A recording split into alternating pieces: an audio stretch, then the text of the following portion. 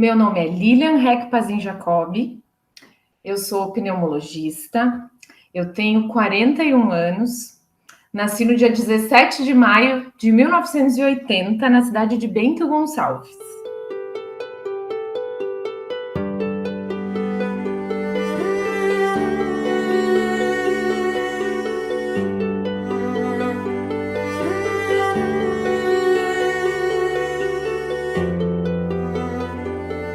Bom, eu posso me considerar a ovelha branca da família, tá? Que é o que a gente gosta de brincar. Eu não tenho nenhum médico na família. E até eu definir, decidir que esse seria o rumo da minha história. A minha mãe é professora, né? Inclusive foi minha professora no ensino médio. Meu pai era administrador de empresa, né?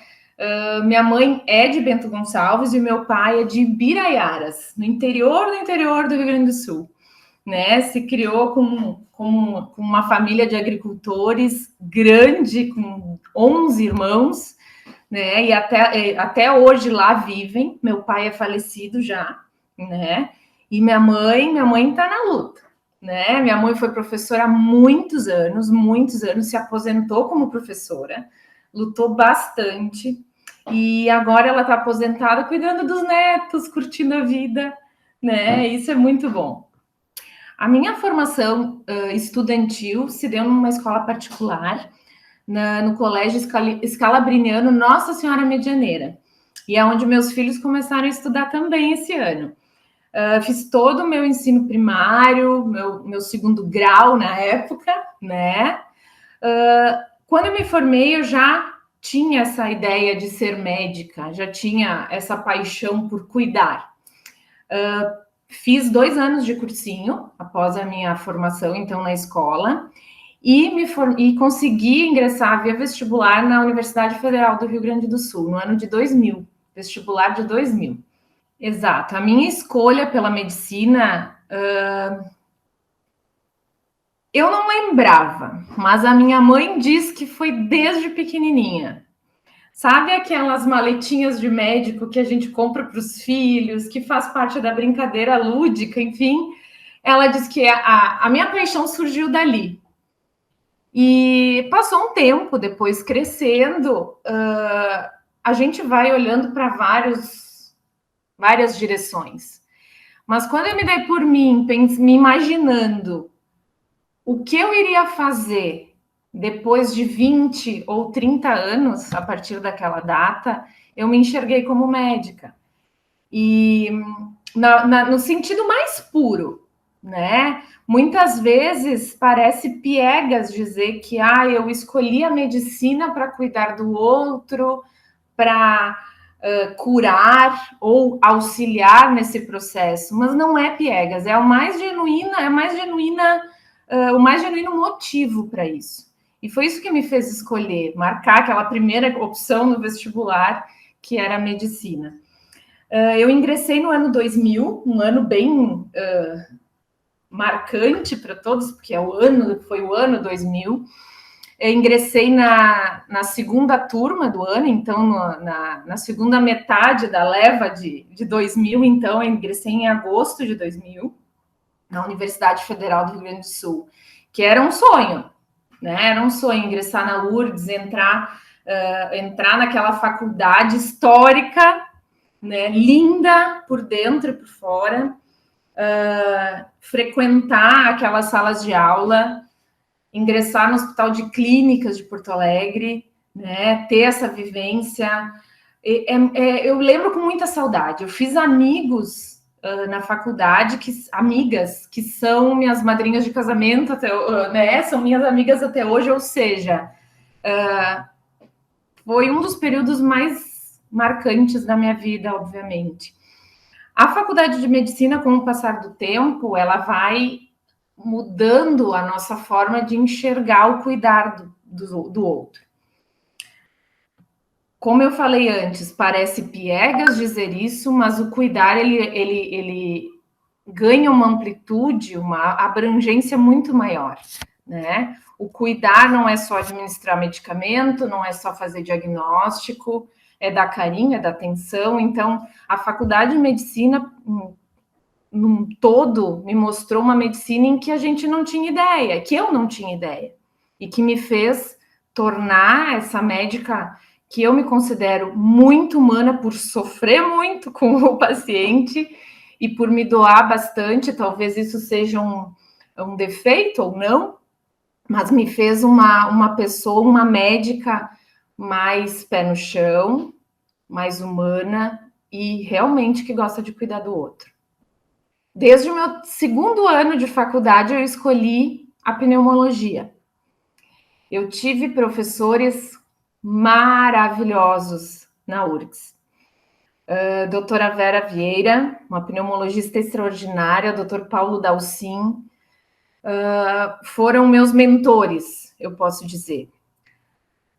Doutor Moreira, da Santa Casa também, de Porto Alegre, do Pavilhão Pereira Filho, onde a gente, concomitante com o Hospital de Clínicas, a gente fazia o estágio lá também, né, da pneumologia lá. Então, são 3 ícones da pneumologia do Rio Grande do Sul, e por que não dizer do Brasil, em que eu tive a oportunidade de conviver, de aprender e que me mostraram a pneumologia na sua totalidade, que despertaram em mim a paixão. Quando eu me formei em medicina, eu fiz a primeira especialidade, que era um pré-requisito para pneumologia, foi medicina interna. Eu cursei no Hospital Geral de Caxias do Sul, então pertinho de casa, né? Passei 2 anos, então, dentro do Hospital Geral. Lá eu tive contato com o doutor Dagoberto Godoy, que também é outro ícone da pneumologia, né? E após esses 2 anos de especialização, eu ingressei no Pavilhão Pereira Filho, né? Na Santa Casa, então, para cursar pneumologia, junto dos meus mentores também, né? E eu não parei por aí. Enquanto eu cursava a especialização em pneumologia, eu já ingressei no doutorado, né? E aí eu tive a felicidade de ir lá no doutorado, ingressar no doutorado da Universidade Federal do Rio Grande do Sul, em ciências pneumológicas, e tive contato com mais pneumologistas ainda, em que eu consegui afirmar e reafirmar minha paixão pela pneumologia. Então, doutor Paulo Dalcin, novamente, doutor Moreira, novamente, doutora Ana Moreira, na Santa Casa, enfim, uma infinidade. Eu poderia aqui passar a tarde enumerando, né, as pessoas com que, os mestres com quem eu tive contato. Após a minha formatura, em 2006, então, eu já ingressei no mercado de trabalho como médica. Então, primeiramente, a gente faz plantões, né? Então, eu ainda permaneci em Porto Alegre um bom tempo, 6 meses, até a prova da residência, então, próxima. Trabalhei em São Leopoldo, trabalhei em Novo Hamburgo, trabalhei em Canoas, trabalhei em Porto Alegre.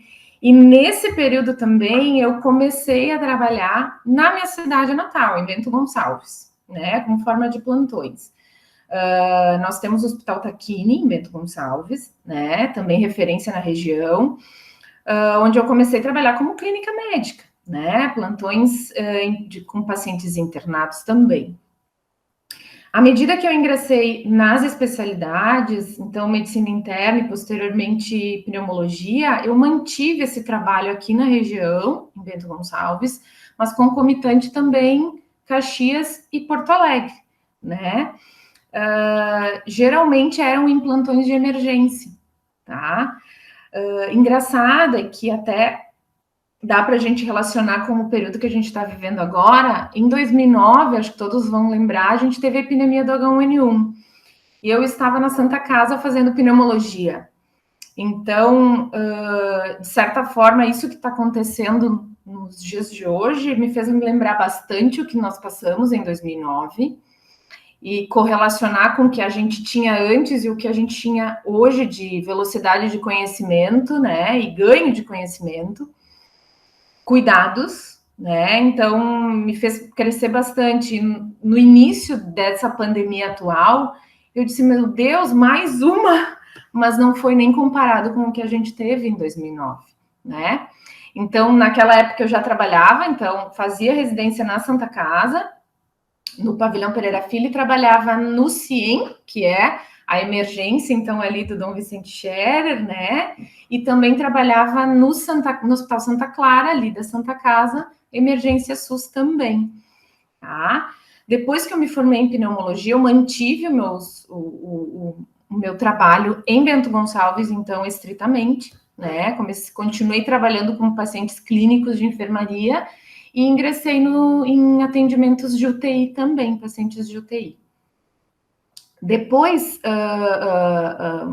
acredito que uns 3 ou 4 meses após retorno à minha casa, na realidade eu não voltei para casa, e sim, eu casei e vim morar em Garibaldi, né? Montei meu consultório, continuei trabalhando em UTI na cidade, então, aqui de Bento Gonçalves, por mais uns 3 anos, 4 anos. Engravidei, e aí eu fiquei restrita só ao consultório aqui em Garibaldi, né? O consultório pneumológico. Em 2009, nós tivemos o surto do H1N1, da influenza, né? Naquela época nós já tínhamos internet, obviamente, né? A informação que chegava por meios de comunicação, na época, relativamente, a gente achava relativamente rápido, né? A informação médica era muito via artigos científicos, então pesquisas eram lançadas para as revistas mais conhecidas, ou enfim, de renome, eram analisados os trabalhos, eram publicados os trabalhos, e isso era então divulgado para a comunidade médica. Mas se a gente for comparar com o que a gente vive hoje, era extremamente lento, né? Na época, eu me lembro que eu estava na Santa Casa, a gente tinha a orientação do uso da máscara apenas dentro do hospital para médicos, corpo de enfermagem, fisioterapeutas, enfim, área da saúde, e só, né? A gente só usava a máscara quando nós estávamos de frente para o paciente, dentro do consultório médico ou nos quartos das enfermarias. E só. Enquanto nós estávamos entre colegas, ou enfim, a gente não precisava usar máscara.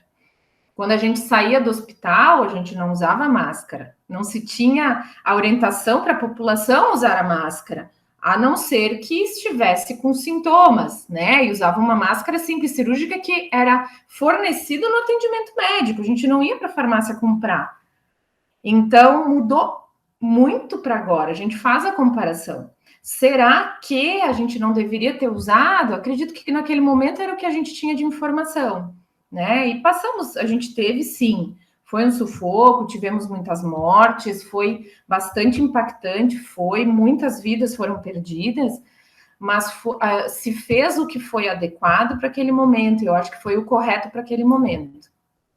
É eu acho muito ruim a gente olhar para trás agora e começar a apontar o que talvez deveríamos ter feito e entender isso como um erro, né? Eu acho que não, acho que foi feito tudo que foi possível para aquele momento, né? Com a velocidade de informação que nós tínhamos, né? Que é mais lenta assim, que foi mais lenta assim, com o material que a gente tinha disponível, conhecimento. E hoje não, hoje a história mudou muito, o vírus mudou muito, né? A informação mudou muito.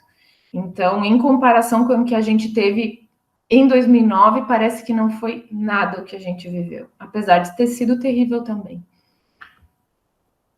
Outro ponto importante na epidemia do H1N1, da influenza, foi o grupo da população que foi mais atingida, né? E que impactou muito.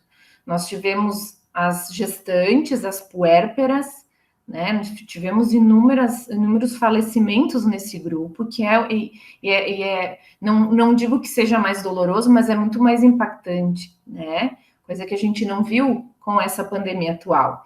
Crianças também pegavam, né? Eram mais atingidas também, idosos absurdamente. Outro ponto que é importante a gente conversar sobre vacina e sobre a medicação, né? Nós tivemos uma medicação que foi aprovada depois para uso, que precisou de estudos, né? Depois entrou em ação, a gente começou a usar, né? E teve um impacto bem importante no tratamento e na resposta, né, dos pacientes, diminuiu mortalidade, isso foi um ponto muito importante. E a própria vacina, que, claro, depois de um bom tempo de estudo, se conseguiu entender o processo do vírus e confeccionar e produzir, desculpe, essas vacinas. E depois, mais adiante, veio a informação que essa vacina teria que ser feita anualmente por causa de mutações, não foi uma coisa imediata, demandou muito estudo, né? Muito teste, muito estudo, mas que, né, por uma felicidade imensa se conseguiu controlar, né? Hoje a gente tem ainda casos da influenza de vírus mutado, mas que está totalmente sob controle. Né? A gente consegue, a gente faz a vacina anual, se orienta pelo menos isso, a gente tem um medicamento específico, né, que pode ajudar a controlar. Então, a gente espera que no futuro a gente tenha isso também para o coronavírus, né? Meados de dezembro, né, 2019, o mundo começou a ouvir relatos, então, notícias vindas da China sobre um vírus novo e que lá estava infectando muita gente e matando muita gente. É tão longe, né? China é longe. Então, a gente se perguntava, ok, vai ser um surto localizado, né? Surgiu, vão descobrir o que é e vai ficar por ali. Só observando, né? Comunidade científica também observando de perto. À medida que o ano foi terminando e janeiro adentrando, em que a gente via que não era mais na China que se tinham só esses casos, eram em outros países da Europa e depois Estados Unidos, a apreensão começou a ficar mais forte. Mas mesmo assim, eu acho que boa parte da população mundial não imaginaria que ia ser tão forte assim. Não ia tomar essa dimensão que tomou. Eu me lembro que depois do carnaval, ou melhor, no carnaval, foi a minha última viagem em família. Lá mesmo, onde nós estávamos, que foi aqui, foi pertinho aqui, foi na região, eu comecei a comprar, a entrar na internet, ver mais informações, notícias, e eu me veio um pensamento de gente, eu preciso comprar máscara. Mas por que eu preciso comprar máscara? Eu me lembro do meu marido, que é médico também, ele é ginecologista obstetra, ele disse, imagina, por que tu vai comprar? Não precisa, mas por que tu vai comprar? Eu disse, não, olha as notícias. E aí veio uma enxurrada de notícias sobre o vírus. Eu me lembro que foi de uma hora para outra, foi paulatinamente aumentando a quantidade de informações. E eu me lembro que no penúltimo dia de viagem, não, já está no Brasil, já tem no Brasil. E eu disse, vamos comprar máscara. E eu me lembro que o valor das máscaras já estava exorbitante. Eu disse, mas olha aqui, a gente não vai conseguir. Imagina, não compre. Eu comprei. Mas também foi a única vez que eu consegui comprar. Máscara simples, cirúrgica. Voltamos para Garibaldi, aí estourou. Vários casos em São Paulo, Rio de Janeiro, caso no Rio Grande do Sul. E aí, segunda-feira, voltamos para trabalhar. Eu entrei no hospital e disse: para tudo. A gente precisa fazer alguma coisa. Teve gente que me achou louca. Eu posso dizer assim. Teve gente que disse que achou que eu estava exagerando. Mas me deu um estalo, disse: não, convoca uma reunião do controle de infecção do Hospital de Garibaldi. Hospital São Pedro de Garibaldi. Convocamos a reunião, veio o secretário de saúde, veio a nossa infectologista, enfim, a gente montou, sim, um cronograma de prevenção, de cuidado, protocolos com relação a isso. Continuaram a olhar isso como uma atitude extrema, mas não demorou muito para tudo fechar, entre aspas, né? Decretos de fechamento de lojas, de comércio, né? Enfim, comércio, alimentação, lojas, vestuário, etc. E a ficha caiu. Se a gente tivesse feito isso um pouco depois, eu não sei se a gente não ia ter tido uma resposta pior aqui no nosso pequeno município, no nosso pequeno hospital. Mas eu acho que a gente fez a tempo, assim, né? Não fui só eu que pensei nisso, né? A Lilian pensou, mas eu tive vários que também pensaram, e graças a Deus pegaram a ideia e não, a gente vai se preparar. A gente se preparou a tempo. Mas o que é a tempo para esse vírus? Que é tão transmissível, que é tão violento, né? E os casos começaram a aumentar. Eu, na época, eu era a pneumologista única da cidade, né? Logo em seguida veio uma colega, também pneumologista, que de forma brilhante me ajudou e está me ajudando aqui. A enfermaria de pneumologia numa cidade pequena como a nossa, no máximo, no inverno, a gente tem 7 ou 8 pacientes pneumológicos, né? Eu passei a internar mais de 15. Obviamente, para a capital, isso é muito pouco, mas para a cidade de Garibaldi, isso é um pulo absurdo. É mais do que foi. Eu mais que dobrei a quantidade de pacientes só respiratórios, né? E não foram só pacientes respiratórios, foram pacientes respiratórios com uma doença em que a gente não conhecia nada, e que a gente não tinha tratamento, e não tem ainda, mas nós não sabíamos o que fazer com aquele paciente, o que tratar, não sabíamos como é que é o desenrolar, era o desenrolar da doença. A gente não sabia se o vírus ficava na sola do sapato, se ele ficava no papel, né? Que, enfim, aos poucos a gente foi conhecendo. Eu tenho 2 filhos,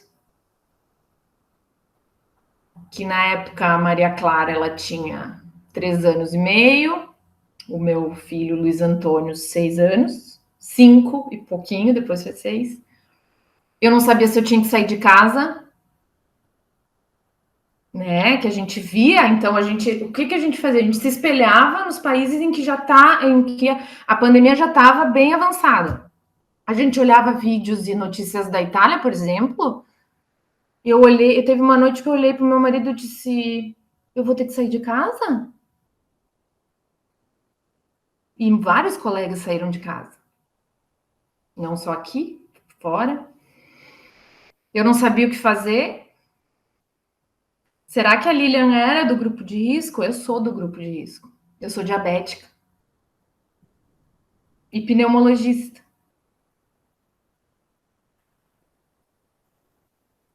Aí eu me perguntei, não vou fugir da luta. Eu não sou eu, não ia ser eu. O medo ficou de lado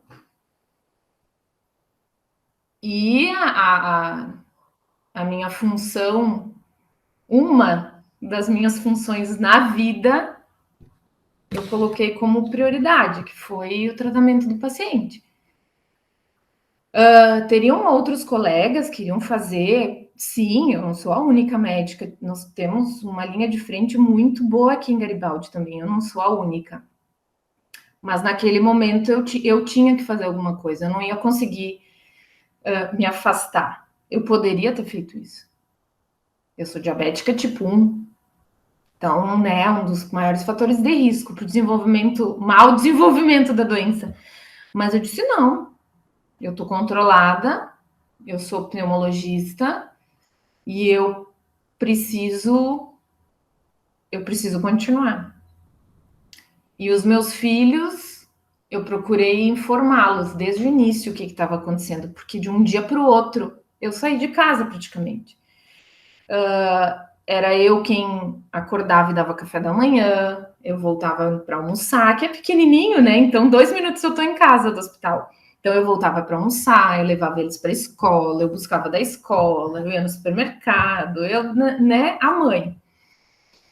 E literalmente, de um dia para o outro, eu sumi de casa. Eu saía às 7 da manhã e eu voltava às 8h30 da noite. Todos os dias. Todos os dias. Foi difícil para eles entenderem. Até agora, talvez, eu não sei, o Luiz Antônio tem 7, a Maria Clara tem 4 anos e meio. Eles sabem o que é o vírus, que o vírus tirou a mãe deles de casa, mas ao mesmo tempo eles veem uma mãe que é lutadora por um lado. Eles veem, eu acho que eu passo para eles estou passando para eles uma imagem boa de trabalho, de amor pela profissão, sim. Mas eu sei que eles sofreram bastante, estão sofrendo ainda, né? Finais de semana era uma mesma coisa. Quando eu chegava às 4 da tarde, num sábado e num domingo, era bem cedinho para ficar com eles, né? E o meu marido, como ginecologista obstetra, obviamente ele não ia poder trabalhar na linha de frente, porque ele tem, né, gestantes, enfim. E ele assumiu as coisas da casa. Ele assumiu. Não foi fácil. Não foi fácil.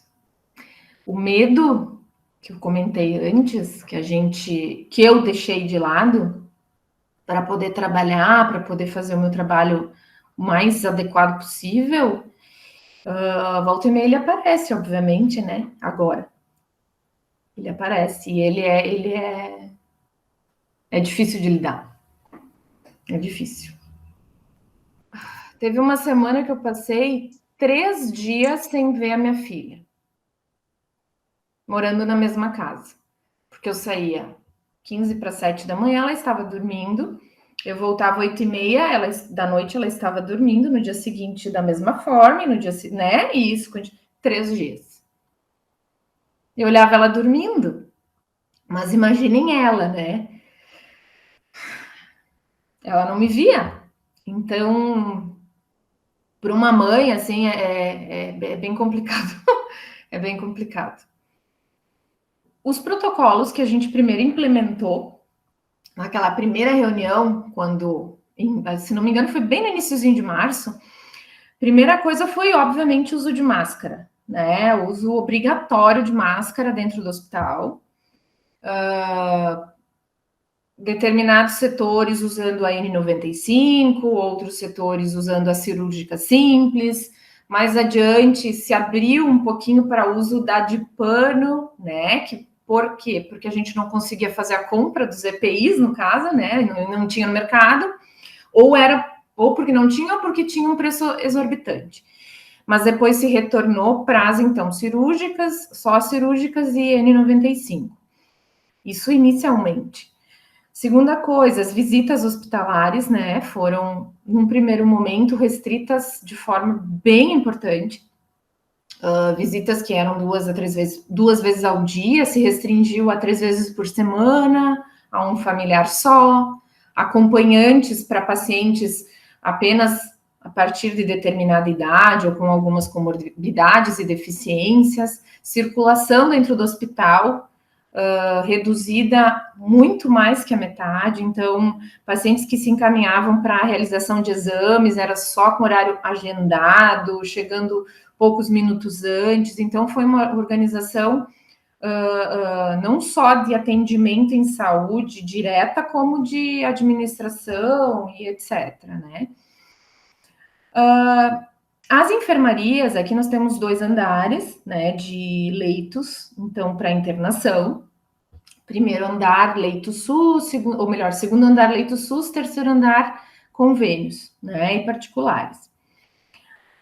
A gente precisava criar um espaço em que a gente tivesse um áreas de isolamento respiratório, isolamento para internação de pacientes, porque não eram só respiratório, era contato também. Isso não poderia ser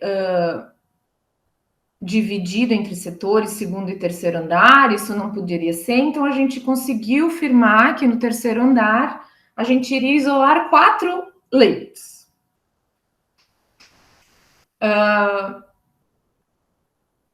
Eu acho engraçado agora, mas os 4 leitos, eles se transformaram em 6, em 8, em 15, em 24, em um pequeno espaço de tempo. Então, a gente viu o andar, eu vou dizer para vocês assim, 70% do andar destinado a convênios e particulares, reservado para isolamento, com pacientes em isolamento. E repito, para o nosso hospital, para a nossa cidade de Garibaldi, isso é muita coisa. É muita coisa.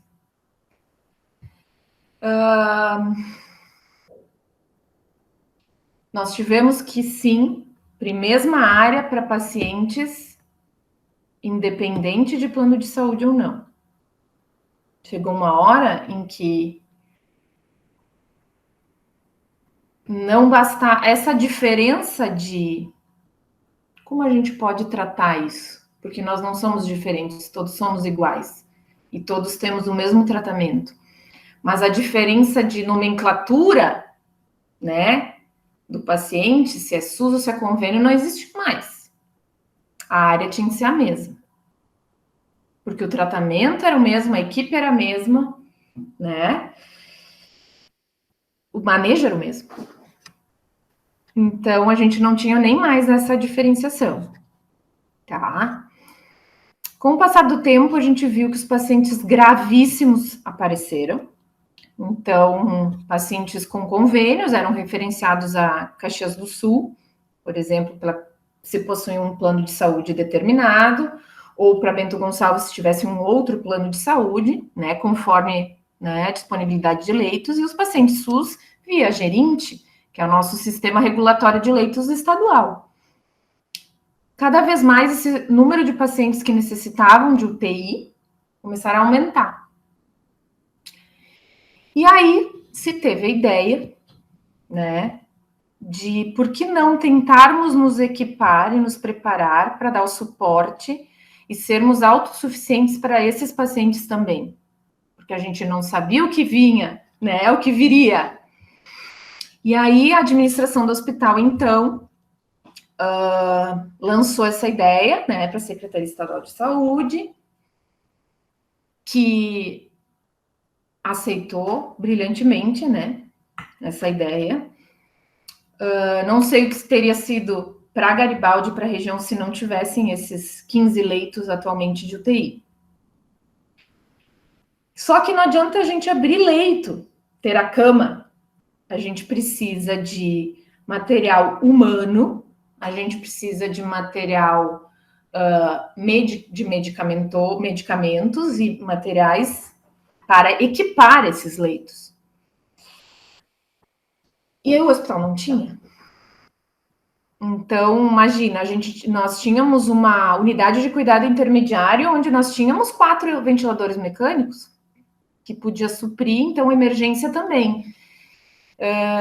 Como que a gente poderia fazer essa equipagem, então, dessa possível UTI? Então, se começou uma campanha aqui no município para angariar fundos para a compra de ventiladores mecânicos e equipamentos hospitalares. E a comunidade de Garibaldi atendeu prontamente a essa solicitação. E nós conseguimos comprar, nós, enquanto, né, administração, falando em nome da administração, foi conseguido comprar equipamentos para a montagem de uma UTI de 10 leitos. Nós tínhamos quase pronta uma maternidade, certo? Com 10 leitos, 12 leitos, no estágio final de construção, linda maternidade. E essa maternidade, ela virou UTI. Virou UTI. Temos 10 leitos, certo? onde tínhamos também uma área que a gente poderia lançar mão caso a necessidade surgisse. E surgiu, né? Neste ano surgiu a necessidade de ampliar esses leitos. Quando veio à tona a ideia de montar essa UTI, a administração do hospital veio conversar comigo e me fez a proposta. Lilian, tu não gostaria de encabeçar isso? Eu nem titubeei. Eu disse, claro, vamos em frente, a gente precisa. Mas uma baita responsabilidade. Eu não sou médica intensivista, eu sou pneumologista. Trabalhei, né, quase 8 anos em UTI, mas a Lilian era só uma pneumologista. Então eu fui atrás de mais conhecimento, consegui colegas médicos que acreditassem nessa ideia junto comigo, né? E vários de pronto atenderam ao meu pedido para auxílio, para ajuda. O hospital conseguiu equipe de fisioterapia, de enfermagem, nutrição, equipe técnica de higienização, porque é uma higienização diferente, né? E nós montamos essa UTI em tempo recorde. Em 40 dias, a gente conseguiu terminar as obras dessa maternidade, conseguir equipe de saúde para atender nesse novo setor do hospital e colocar à disposição da Secretaria Estadual de Saúde 10 leitos. Dia 25 de maio de 2020. Era uma autorização para funcionamento de 90 dias. E a gente está com ela em funcionamento, né? Claro, depois num primeiro momento eu coordenava, eu ainda coordeno essa UTI atualmente, mas eu tenho, de bom grado, e graças a Deus eu tenho um médico intensivista junto, eu tenho uma equipe de várias especialidades juntos, então eu tenho o responsável técnico que é médico intensivista, então ele veio para a nossa equipe depois de uns 4 meses, tá? A gente conseguiu, então cada vez mais a equipe foi sendo aprimorada, mas foi um desafio e tanto, no meio de tanta doença, de tanto medo, de tantas vidas perdidas, foi um desafio e que eu não quero nem pensar, como eu falei antes, o que teria sido a pandemia para Garibaldi, para a região, se a gente não tivesse tido esses 10 leitos. Em março, quando a gente teve o pico, né, um novo pico de doença aqui no nosso país, podemos dizer, e mais precisamente no Rio Grande do Sul, nós aumentamos esse espaço, então, para mais 5 leitos. Então, a área que nós tínhamos reservada para uma catástrofe foi utilizada. E além de atender 15 leitos SUS, a gente ampliou a estrutura para atender planos de saúde também. Então, de um hospital que em março de 2020 era só enfermaria, centro cirúrgico, emergência,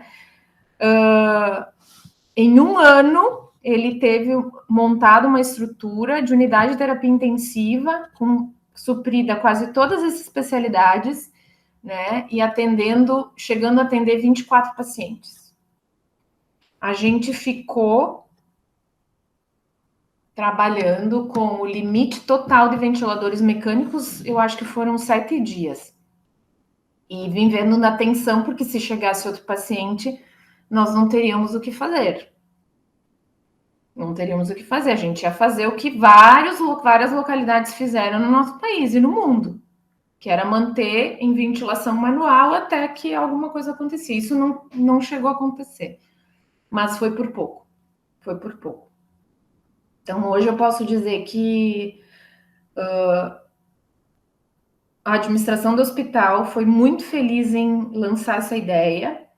A equipe que está trabalhando até hoje ali está de parabéns porque aceitou e pegou para si essa responsabilidade de dar um atendimento completo para todo paciente que chegasse ao nosso hospital. Nós atendemos mais de 300 pacientes e do estado inteiro, e nenhum paciente da região ficou sem atendimento que, num primeiro momento, precisasse, foi nos solicitado, nenhum paciente ficou sem atendimento. Então, só por isso valeu a pena todo o esforço. Eu fazia a maior parte dos plantões, porque não tinha pessoal. Depois, aos poucos, foram aparecendo pessoal, outras cidades tomaram conhecimento da UTI, então vem um pessoal agora de Porto Alegre, né, que tem parentes aqui, então ficaram sabendo de entrar em contato. Então agora a gente está com a equipe fechada, mas foi duro no início. Bom, um paciente no início, vamos falar em início de pandemia, tá? Nós tínhamos um perfil de paciente, nós tínhamos um paciente que tinha múltiplas comorbidades, com uma carga viral possivelmente alta, com uma doença sistêmica bem importante, que evoluía para insuficiência respiratória em cerca de 6 a 7 dias, e precisava de intubação, né, do tratamento de terapia de ventilação invasiva, que a gente chama, intubação, e precisa de ventilação mecânica. Esses pacientes, por terem uma idade mais avançada e com o número de comorbidades maior, a chance deles terem alta de UTI era quase que mínima, para não dizer zero, tá? Em virtude da gravidade que eles chegavam. Por que eu digo gravidade que eles chegavam? Porque a gente tinha uma orientação de procurar atendimento médico inicialmente, que era o conhecimento que se tinha disponível, apenas quando a gente tinha sintomas mais fortes de desconforto respiratório no início, que depois caiu por terra, porque a gente ganhou mais conhecimento sobre o vírus. Então, os pacientes ficavam em casa e, de uma hora para outra, entrava em insuficiência ventilatória, e essa de uma hora para outra era a partir do 7º, 8º dia. E desenvolvia uma doença muito mais letal. Quando internavam, esses pacientes ficavam no mínimo 10 a 15 dias no hospital, ocupando o leito de UTI, né? E depois a gente foi vendo e tivemos vários desses, 30 dias, 40 dias de leito de UTI, né? Então, imagina que a circulação, né, a circulação desses pacientes dentro de uma UTI quase que era bem pequena. Por isso que a gente tinha o déficit de número de leitos, né? Porque não adiantava a gente ter mais e mais leitos, eles iam estar ocupados, iam ter cada vez mais pessoas também esperando, então a fila não iria acabar, né? Esses pacientes, como eu falei antes, tinham um perfil muito diferente no início da pandemia para agora. Depois que a gente conheceu essas novas variantes, né? Vamos falar dessa de março, abril, que teve esse segundo, terceiro pico, né, da pandemia. No primeiro momento, a gente tinha pacientes idosos com muitas comorbidades. Com a variante P1, que foi uma das originadas aqui no Rio Grande do Sul, né, também, no Brasil, mudou o perfil. Pacientes jovens. Então, nós tínhamos paciente de 17 anos, 20 anos, 40 anos, 60 anos, abaixo de 65 anos. O que a gente não via no ano passado. Era muito raro. A gente teve paciente de 38 anos intubado que teve sucesso no tratamento e teve alta no ano passado. Um de 38, um de 43, um de 46. Eram os novinhos da UTI. Tá? Hoje, a gente tem abaixo de... até maio, nós tínhamos abaixo de 65 anos. O perfil mudou. Com menos comorbidades. Menos comorbidades, ou zero comorbidades, né? Talvez um parênteses aqui, a comorbidade que mais persistiu foi a obesidade, ou sobrepeso, tá? Essa parece que não mudou muito, tá? Mas, enfim, o que a gente notou de maio para cá é uma terceira visão dessa doença, em que começaram a retornar casos de pacientes mais idosos, então acima de 70 anos, e que, a partir de maio, já estavam vacinados. que será que está acontecendo? O que será que aconteceu? Então, é uma coisa muito nova? Talvez não, porque se a gente voltar, o que a gente ganhou de conhecimento foi que as vacinas que estão em vigência agora, elas talvez perderiam a imunogenicidade a partir dos 70 anos. Então, a gente está tendo pacientes vacinados, sim, mais idosos, na UTI. Parece que a gente está revivendo o que a gente viveu no ano passado. A gente tem muito que aprender com essa pandemia, com esse vírus, muito ainda. E agora tem a Delta, né? A variante Delta, que parece ser, não, é mais virulenta, é mais transmissível, mas dados de mortalidade não se tem consistentes ainda. A gente vai ter que esperar um pouquinho para ver. Bom, a partir de março do ano passado, todos nós tivemos que ter uma mudança na nossa rotina, né? Eu, particularmente, então, como eu passava 18 horas no hospital, praticamente, quem começou a ir ao supermercado, né, fazer as compras necessárias para casa foi meu marido.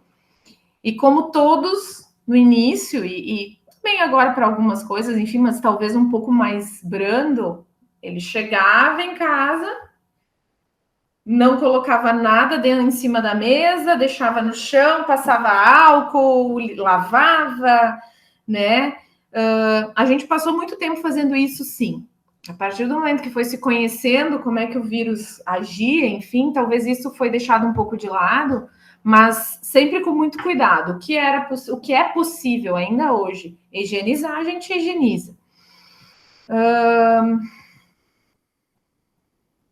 A minha família, eu me distanciei no início, bastante. A minha mãe tem 65 anos, é rígida, não tem nenhuma doença, né, que precise tratar diariamente, mas afinal, né, se não se sabia o quanto isso era um fator de risco, né, tamanho no início. Então, fiquei muito tempo sem vê-la. Mas meus filhos sentiam muita saudade dela e eu precisava de ajuda. Eu precisava de ajuda, porque afinal meu marido também é médico e precisava continuar trabalhando. Chegou um ponto em que eu tive que pedir ajuda para ela e ela queria muito ajudar,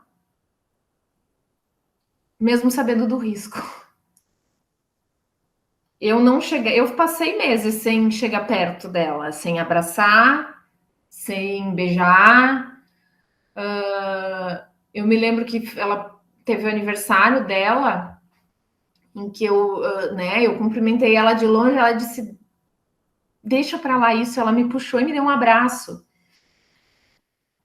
Como faz falta um abraço, né? Como faz falta? Eu botei em risco a minha mãe nesse momento, mas eu precisava de um abraço de mãe naquele momento também, então aquilo me confortou, né? Eu tive o meu avô que faleceu ano passado, ele tinha 92 anos e não foi de Covid. E eu tenho a minha avó, de 92 anos também, que são pais do meu pai, o meu pai já é falecido, e eu vi a minha avó, mas eu toquei nos pés dela. Eu me lembro que nós estávamos na igreja, que é no interior, em Ibiraiaras, e eu me agachei e eu toquei no pé dela. E ela colocou a mão na minha cabeça, mas eu sei que ela queria me abraçar, mas eu tive que negar. Foi horrível, gente, foi horrível. E eu me pergunto até hoje, assim, ela tem 92 anos e vai ser a última vez, será que eu vi ela no enterro do meu avô? É difícil. Eu que sou da área da saúde, que tenho bastante conhecimento, né, desse vírus, dos cuidados, se eu fico me perguntando, eu me pergunto sobre isso. Imagina a pessoa que tenha qualquer outra profissão e que absorve as notícias da TV ou de jornal, de internet, o que ela vai concluir disso? Né? É um questionamento importante, assim, até que ponto vale, ao mesmo tempo, a transmissão entre famílias é devastador, né? E a morte dentro das famílias é muito devastadora por esse vírus. Nós tivemos esse ano, que foi um dos momentos mais tristes, assim, nós tivemos uma senhora, uma mãe, 70 e poucos anos, que internou na nossa UTI, faleceu. Uns 3 dias depois que ela faleceu, internou uma filha, foi entubada. Mais uns 4 dias depois, internou o outro filho, foi entubado. E um tempo depois, internaram mais 2 filhos na enfermaria, então não vieram para a UTI. Esses 2 filhos que estavam na UTI faleceram. Em questão de 20 dias, assim, foi a mãe, foi o filho, foi a filha e depois o filho. É muito doloroso. Então, é uma coisa muito ambígua. É a saudade, assim, é o sentido de tudo isso, de tu ficar longe da tua família, tu não saber se tu vai poder ver depois, mas ao mesmo tempo é o medo de que nessa fração de segundos do abraço, tu poder transmitir uma doença letal para essa pessoa que tu ama. É muito ruim. Quando a pandemia começou, com o início da pandemia, as escolas fecharam. Tenho 2 filhos, minha filha pequenininha, 3 anos e pouco, ela tinha, e o meu filho em idade de alfabetização, 6 anos.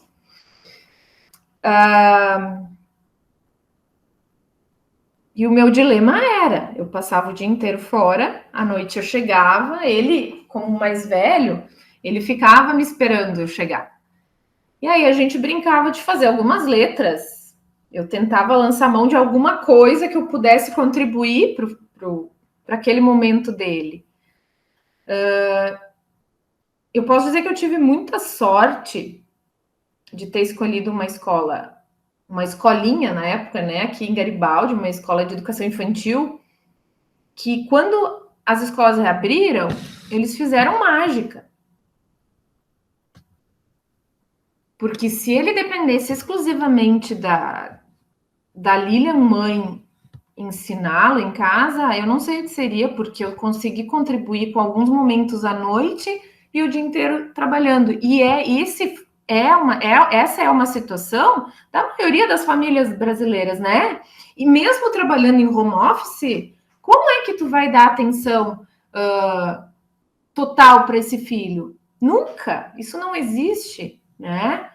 A gente pode entrar também no ponto em que o professor, mais do que nunca, teve o seu papel reafirmado, né? Nós sabemos da importância. Eu sei, a minha mãe é professora, então eu sei o quanto o professor tem o dom de ensinar, a capacidade, o amor, enfim, eles são seres mágicos que conseguem fazer isso. Mas eu, Lilian, com o meu filho, eu não consegui, talvez eu não sei, se eu não tivesse reaberto a escola, eu não sei o que seria dele esse ano. E eu não sei o que vai ser da educação das nossas crianças, sinceramente. Por mais elas são esforçadas, né, as escolas estão se virando, meu Deus, em 1 milhão para poder suprir a demanda faltante, né, do ano passado, mas tem coisas que talvez não consiga ser revertido, né? 1 ano a mais na escola, não sei, né? O futuro vai nos dizer. Mas eu entendo perfeitamente o que muitas mães hoje pensam, e a Lilian foi mais uma em que não tinha como deixar de trabalhar para ficar em casa com o filho e fazendo esse trabalho de ensino, de educação, enfim, eu não consegui, e essa expressão não conseguir, eu acho que não é de uma forma deletéria. Então as mães que estão nessa mesma linha, nessa mesma situação, não tem que levar isso para o lado ruim, o do não conseguir, é que a gente fez o possível, né? A gente fez o possível. E a gente fica apreensivo, o que vai ser deles, né? A gente conta com a esperteza deles para poder se virar de alguma forma, e eu sei que eles vão conseguir. Mas eu tenho medo de outras consequências, que é o confinamento, o medo também. Como é que tu vai explicar para uma criança de 5 anos que tem um vírus lá fora e que mata? Teve um episódio em que eu conversando com meus filhos, explicando o que era o coronavírus, enfim, eu tenho certeza absoluta que eles pensavam assim, mas se ele mata, por que a minha mãe sai? E eles me perguntaram um dia, mamãe, mas é para todo mundo ficar em casa para fugir do vírus, por que a senhora vai sair de casa? E aí que veio a minha explicação, que eu era médica, que eu tinha um trabalho a fazer, que eu tinha pacientes, pessoas que dependiam da minha presença, né? Que eu precisava ajudar muita gente, e isso foi amenizando. Mas a pergunta veio. A pergunta veio. Eu não fui contaminada pelo coronavírus, né? Mas o meu marido sim. Meu marido, e ele sabe até o momento em que ele foi contaminado. Ele atende, né? Ele faz sobreaviso de obstetrícia, então ele é chamado muitas vezes à noite para atender uma gestante do Sistema Único de Saúde que não tem acompanhamento com ele, né? Então tu não sabe o histórico, enfim. E a paciente chegou em trabalho de parto, já muito avançado, teve que fazer o atendimento, estava de máscara, ok? Mas naquele momento outros tipos de paramentação não deu tempo para ter. E ele pegou. Foi assustador, porque ele fez pneumonia, né? Eu levei para o hospital, nós fizemos os exames, fez a coleta do SUAB e no mesmo dia fez a tomografia. E já antes mesmo do positivo, já tinha as lesões no pulmão, muito características, né? Então eu olhei para ele e disse: certo que tu tá, e eu vou estar também, né? Então me isolei. Ele se deu conta desses sintomas que foram realmente, eles acabaram sendo muito mais proeminentes na segunda semana de alguns sintomas que ele começou a sentir, enfim. Então ele estava quase no final do isolamento, porque no ano passado eram 14 dias. Eu me isolei, fiz o teste e negativei, não tive o vírus. Meus filhos fizeram o teste, não tiveram o vírus, nem nada, nem contato. Explicação para isso eu não tenho, não sei. Talvez a carga viral dele era muito baixa. Existe uma brincadeira muito, muito importante nessa história que eu acho que eu não beijei ele o suficiente. Era meu marido, então, né? Qual é a explicação para isso? Depois que ele passou a doença, graças a Deus não precisou ser internado, né? Não precisou usar oxigênio, nada. Ele me contou, ele ficou com muito medo. E ele me disse que ele nunca se sentiu tão mal em toda a vida dele. Então, ele começou a relatar sintomas em que a gente ouvia relatos, eu ouvia dos pacientes, mas é difícil, né, acreditar que é um cansaço extremo, é uma dor diferente do que se teve, enfim, e ele começou a me relatar coisas assim que... E ele me falou, eu repensei muito minha vida. Fiquei com medo, sim, de piorar, fiquei com medo de morrer, não precisei de nenhum suporte de hospital, mas eu fiquei com medo.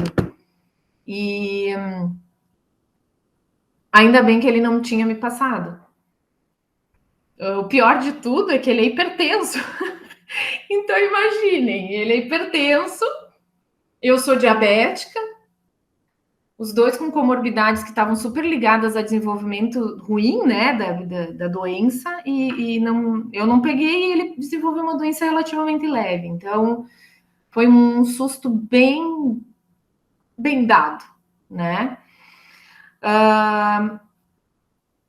E esse ano, isso foi no ano passado, foi em agosto do ano passado, e esse ano meu irmão positivou. Também não teve, ele não teve pneumonia, não precisou de suporte de hospital, mas Eu estava envolvida também. Então, ele me ligou, eu disse para fazer o teste, ele disse, imagina que vai ser. Era, né? Não teve consequências graves, já está muito bem, fora de isolamento agora, mas eu tive 2 familiares, então, bem próximos, irmão e marido, que pegaram. O susto é grande, o medo passa, a gente começa a reviver tudo que a gente vê e vive no trabalho, e não é nada fácil, né? Mas passamos. Eu não peguei ainda, espero não pegar, né? Ou se pegar, parece que o funil, parece que está afunilando, né? Parece que todo mundo ao redor agora alguém pegou, enfim. Espero não pegar, mas se eu pegar, espero que a vacina me proteja. O anúncio da vacina, acho que foi um dos dias mais felizes nessa pandemia, né? Quando anunciaram a data para vacinação aqui, eu me lembro que eu era a sexta da fila. Eu fui a primeira leva, porque foram os profissionais da linha de frente que foram vacinados no primeiro momento. Tirei foto, enfim. Eu não sabia se eu chorava, se eu ria. Teve uma amiga que me perguntou, e aí, algum sintoma? Eu disse, sim, felicidade.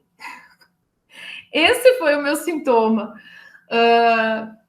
Eu estava radiante. Parecia que tinha aberto um sol, assim, um dia ensolarado no meio daquela tempestade, né? Esperança, sim, esperança, né? Depois a gente viu e conhece que a vacina ela não nos bloqueia de pegar o vírus, mas nos previne de ter a doença grave. Então é isso que eu não quero, é isso que a gente não quer, né?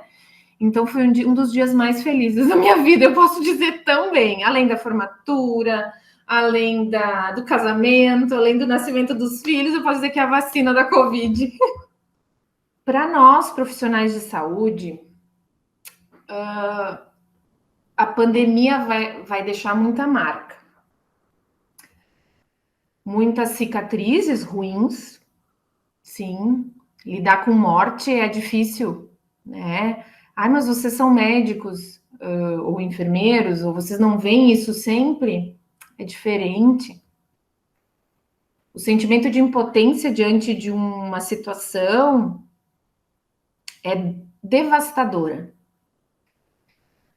O que a gente vê e viu e vê muito na mídia sobre o burnout, que seria essa sensação, né, de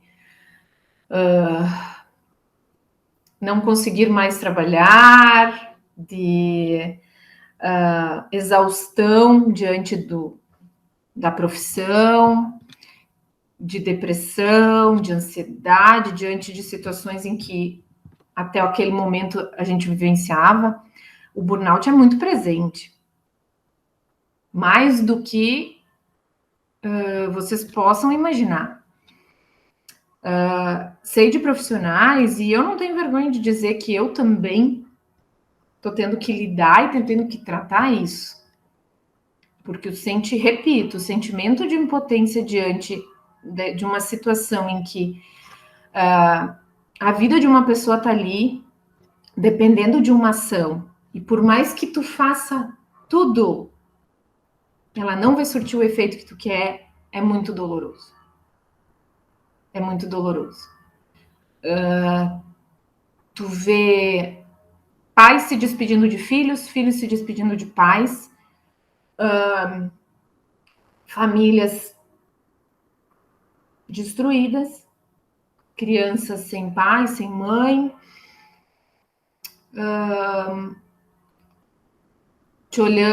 pacientes te olhando, pedindo ajuda, te olhando porque não conseguem respirar, te pedindo se vão morrer naquele momento em que tu tá entubando, e tu tem que ali ser forte e transmitir a maior segurança e a maior paz que tu pode naquele momento para aquele paciente. Uma hora o profissional ele não consegue mais lidar com isso. E eu não tenho vergonha de dizer que a gente precisa de ajuda também, né, para poder continuar trabalhando. Então, essa é uma cicatriz que a gente tem que tratar. Então, a pandemia vai deixar muita marca, né? Muita marca na gente. Ao mesmo tempo, nós tivemos muitas vitórias também. A gente não teve só tristeza, a gente não teve só morte. Essa semana, um paciente me olhou na UTI e me perguntou: doutora, foi tu que me entubou? Eu disse: sim, fui eu. Ele disse: eu lembro de tudo que tu me disse antes de eu dormir. E ele repetiu cada palavra que eu falei para ele. Porque ele me perguntou se ele ia morrer. É muito difícil a gente falar de morte, né? Mas quando ele me perguntou isso, eu disse: olha, tu fica tranquilo que tudo que nós vamos fazer para ti agora é para te manter vivo. Eu vou te entubar agora, tu não vai sofrer. E esse procedimento é um procedimento para manter a vida. Não é uma sentença de morte. Então nós vamos fazer, eu vou fazer, naquele momento eu disse: eu disse: eu vou fazer tudo para que tu fique bem e que tu volte para tua família. Ele repetiu tudo o que eu tinha falado para ele. E ele foi para casa ontem. Ele teve alta ontem. Ele tem 48 anos. Então, essas coisas vão deixar a cicatriz ruim para trás. Essas palavras dos pacientes, esses retornos dos pacientes vão fazer valer mais uma vez a pena a nossa escolha.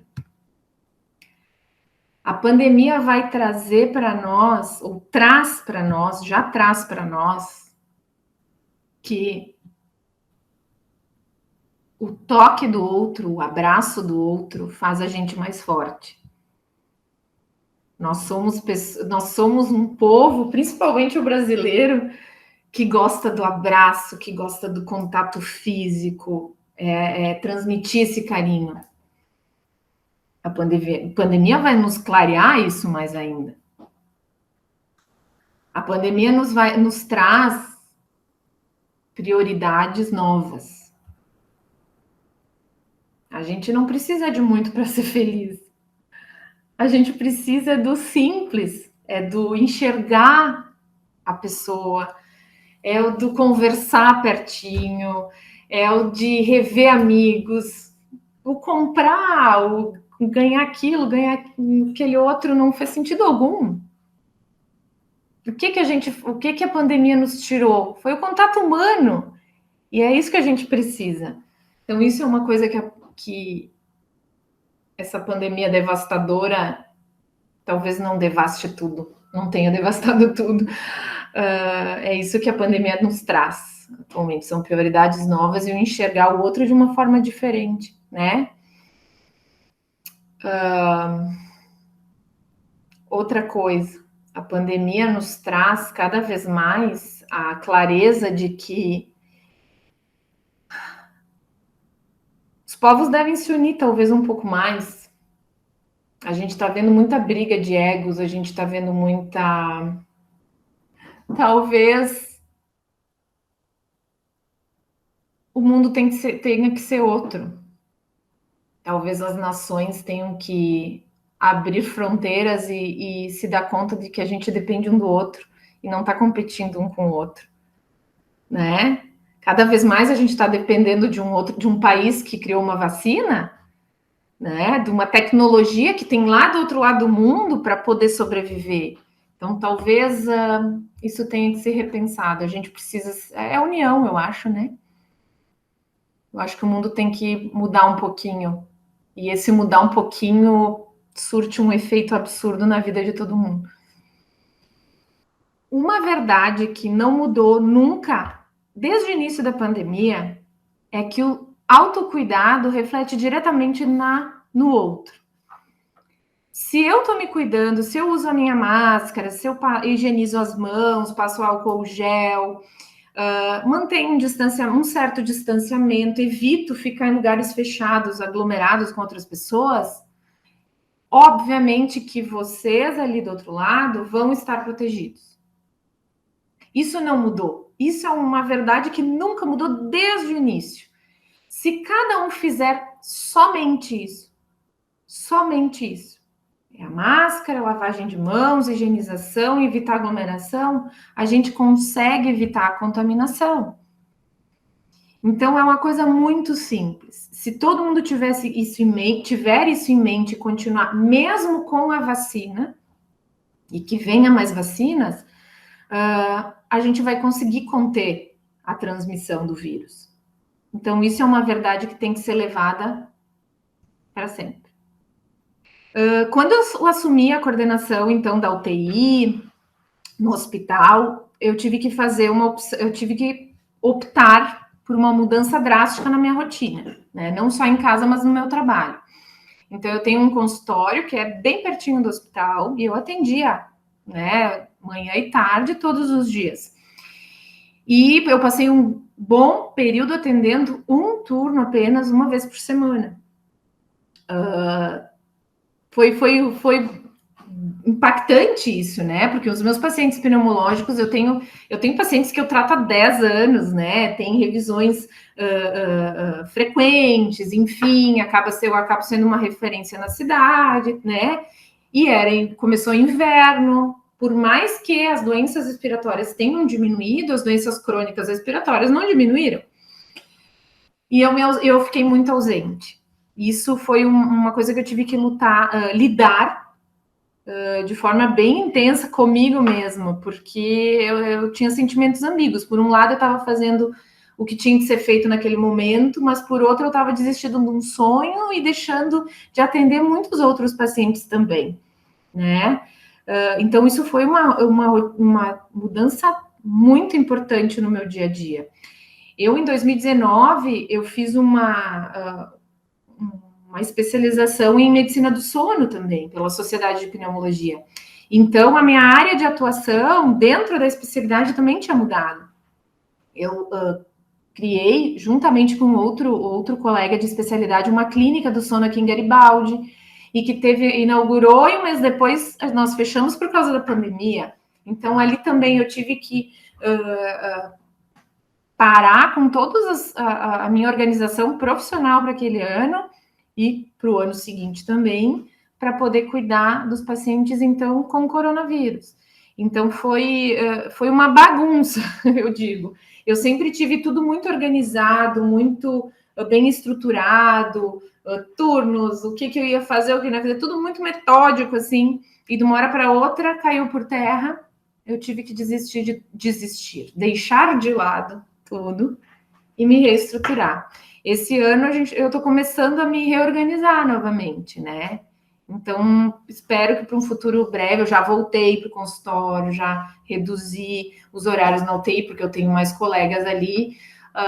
Então, eu estou colocando em dia o que eu deixei de fazer ano passado. Mas a pandemia também bagunçou bastante a minha parte de consultório. Eu tive que largar e assumir uma coisa totalmente diferente da que eu fazia. Sabe que com a pandemia,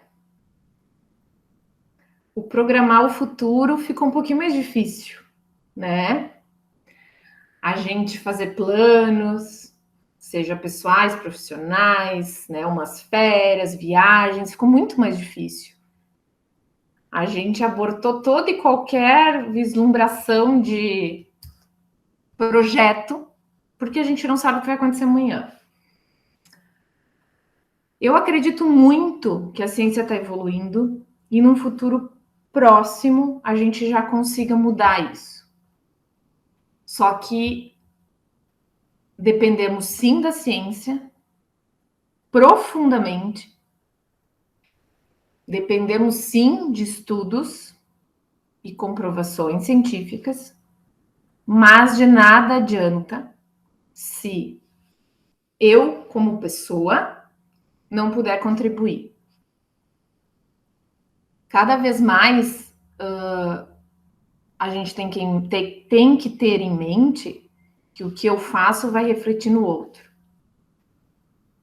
A gente tem que ter em mente que cada vez mais a minha ação vai ter reação. Seja ela para bem, seja ela para mal, seja ela para manter uma pandemia ativa ou não. Seguir protocolo, sim. Seguir o que os estudiosos orientam, sim. Respeitar o que a gente tem de comprovado e não pensar só no individual. A gente não vai ter um futuro promissor se a gente não mudar isso. E a pandemia veio para nos mostrar. O sentido de bem comum é o que tem que estar bem firmado para a gente. É o sentido de bem comum. O que eu fizer hoje vai refletir na outra pessoa. E se cada um pensar assim, a gente vai conseguir passar por esse turbilhão de sentimentos, de abstinências, de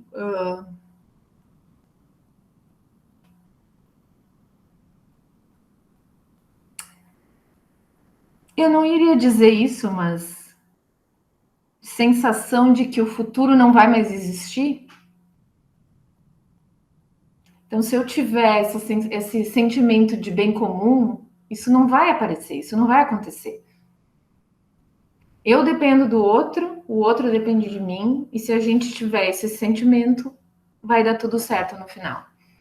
Pensar em ciência, mas pensar nessa atitude individual de cada um. Eu acho que isso para o futuro, eu acho que isso vai ser bem importante. Se a gente conseguir botar em prática isso, nós vamos ter um futuro sim.